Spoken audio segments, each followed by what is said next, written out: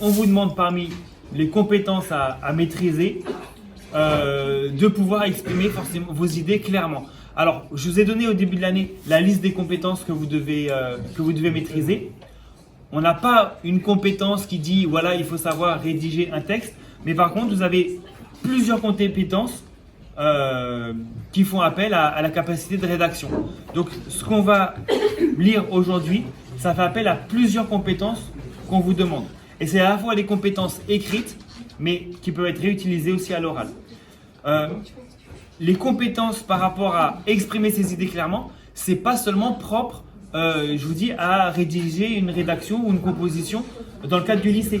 D'accord? C'est à n'importe quel moment, quand vous avez besoin d'argumenter, quand vous avez besoin de défendre un point de vue, il va falloir que vous exprimez les choses clairement par rapport au public qui est en face de vous.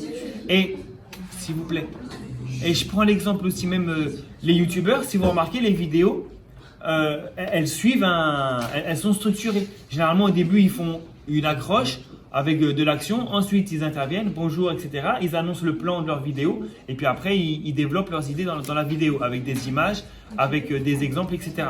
Donc ce qu'on fait, c'est quand on vous explique comment rédiger ou comment expliquer vos idées, c'est simplement de la communication. D'accord? Peut-être un jour vous ferez de la com. La com, c'est comment présenter un message le plus clairement possible tout en gardant l'attention des gens qui sont en face de vous, de votre public.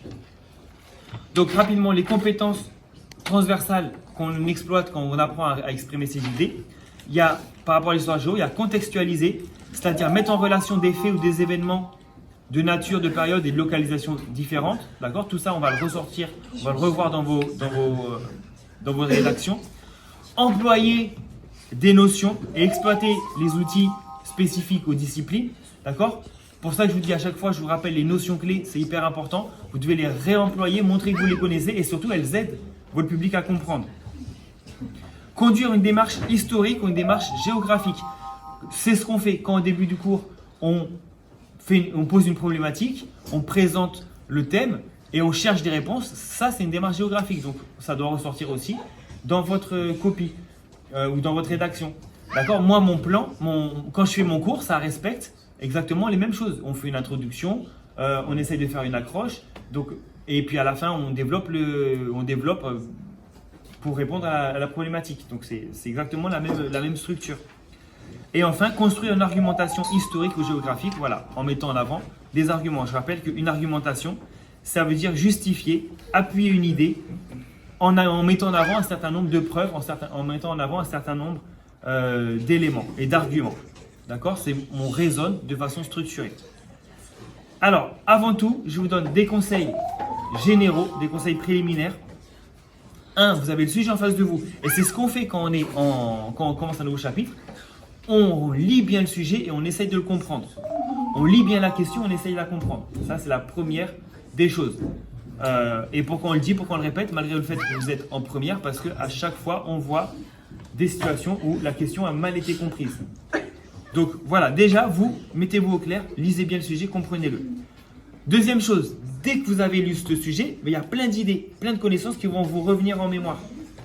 Et à ce moment-là, vous les notez. C'est ce qu'on appelle un brainstorming. Brainstorming en anglais, c'est un brain, c'est le cerveau, storming, c'est la tempête. Donc c'est un remue-ménage.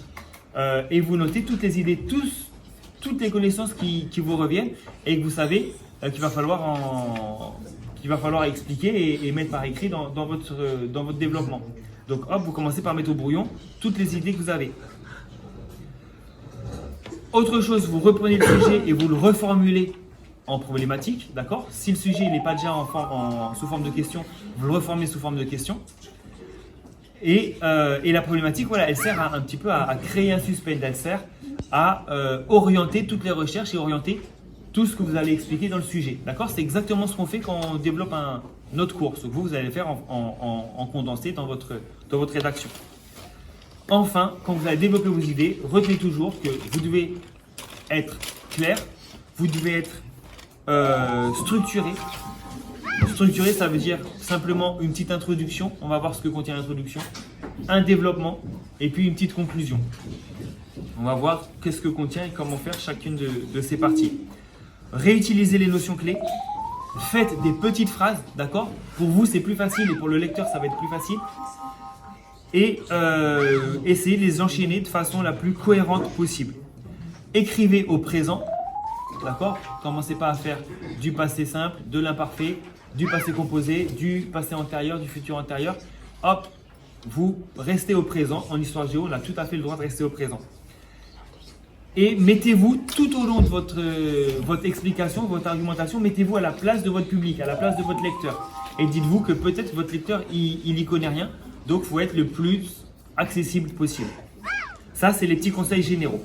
Maintenant, au niveau de la structure, l'introduction, j'apprends à mon avis rien à personne. Elle commence par une petite accroche pour capter l'attention, pour susciter le suspense, pour commencer à intéresser. Ensuite, vous devez, dans l'introduction, expliquer le sujet, définir certains mots du sujet, définir les mots les plus importants. Ensuite, vous reformulez le sujet sous forme d'une problématique et ensuite, vous expliquez les différentes étapes que vous allez faire pour répondre au sujet. C'est ce qu'on appelle l'annonce du plan. C'est bon pour l'instant? Oui. D'accord? C'est facile. Ensuite, dans le développement, vous allez répondre à la problématique en utilisant plusieurs paragraphes. Chaque paragraphe va développer une idée principale. Et n'oubliez pas au niveau de la forme, les paragraphes, soit vous sautez une ligne, soit vous allez à la ligne, mais au moins faites un alinéa, un petit espace par rapport à la marge, pour que ce soit facile à lire. D'accord? Même vous avez préféré lire un document où qui est aéré, c'est plus facile pour tout le monde. Utilisez le présent, j'ai déjà dit. Faites des phrases simples et courtes, s'enchaînant de manière cohérente, j'ai déjà dit. Réutilisez les notions clés, les dates, les personnages, en donnant des exemples, en les utilisant au bon endroit et en montrant que vous les maîtrisez. Vous avez tout à fait le droit, une fois que vous utilisez une notion clé, mettre peut-être entre parenthèses, cela signifie ça, ou de l'expliquer dans le texte, de définir la notion clé pour montrer que vous la connaissez. Vous pouvez utiliser, pour que ce soit explicite, votre structure, ce qu'on appelle des connecteurs de phrases. Par exemple, pour structurer votre dissertation, vous mettez premièrement, d'abord, tout d'abord, en premier lieu, etc. Ensuite, en outre, par ailleurs, d'une part, d'autre part, tout ça c'est ce qu'on appelle les connecteurs de temps. Donc je ne vais pas tous vous les énumérer. Vous pouvez expliquer une idée en utilisant les petits mots comme c'est-à-dire, en d'autres termes, etc. Vous pouvez aussi utiliser des mots comme par exemple, notamment, comme, en particulier. Tout ça, c'est des petits mots que vous pouvez situer qui vous aident à exprimer vos idées de façon plus claire. Et c'est aussi plus clair pour le lecteur. Si vous voulez marquer une contradiction, vous dites en revanche, alors que, tandis que, au contraire, etc. Si vous voulez appuyer un exemple, vous dites en effet, on peut dire que, etc. Ou en ce sens, des petits exemples de connecteurs de phrases. Pour affirmer ou pour rectifier plutôt une affirmation, on va dire en réalité, en vérité. Quand vous avez mis un exemple qui se base sur une croyance, bah, vous mettez ensuite pour le contredire en réalité ou en fait. Voilà comment ça se passe. Ok, pour le développement, la conclusion. Dans la conclusion, vous répondez à la problématique du début.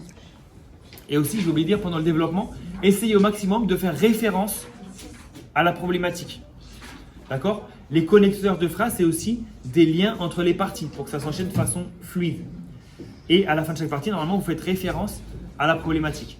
Ensuite, la conclusion, vous répondez à la problématique par des petites phrases qui synthétisent, qui résument tout ce que vous avez dit dans les parties juste avant, dans les paragraphes avant. Souvent, on dit que la conclusion, c'est bien de terminer par une ouverture où on annonce la suite, ou aussi on montre que le sujet fait appel aussi à un contexte plus large. Donc l'ouverture permet de vous montrer que vous savez que vous maîtrisez, vous avez montré que vous maîtrisez ce sujet-là, mais vous faites référence à, enfin vous montrez que le thème peut être encore exploité.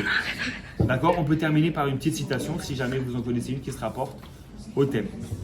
Voilà en ce qui concerne des petits conseils par rapport à l'expression écrite ou orale de vos idées. Voilà. Comment défendre vos idées de façon claire, structurée et argumentée. Merci.